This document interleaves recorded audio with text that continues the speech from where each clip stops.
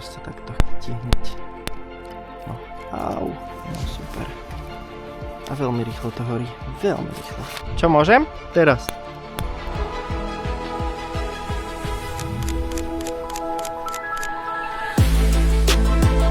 No teraz akurát dopršalo, čiže to je super.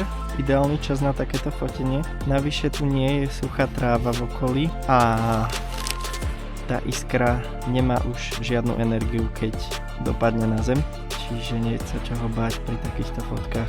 Hlavne keď som ešte aj v 15-metrovej výške. Tie iskry sú fakt, že už úplne jemné, keď dopadajú na zem a už nemajú žiadnu výhrevnosť.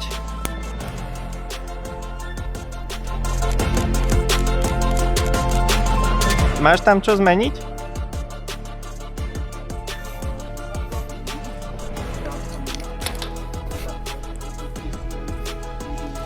No?